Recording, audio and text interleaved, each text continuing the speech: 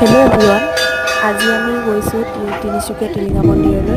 এয়া আমি ঘৰৰ পৰা ওলাই আহিছোঁ। আহি আমি এয়া বগীবিল দলং পাইছোঁহি। এয়া হৈছে জগন্নাথ মন্দিৰ।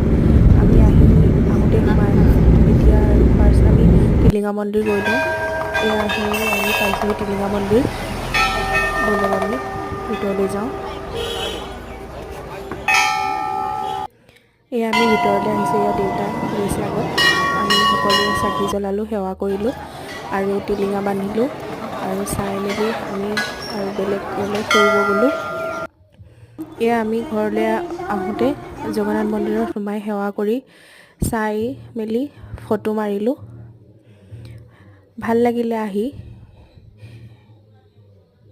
আৰু আমি এতিয়া ঘৰলৈ যামগৈ।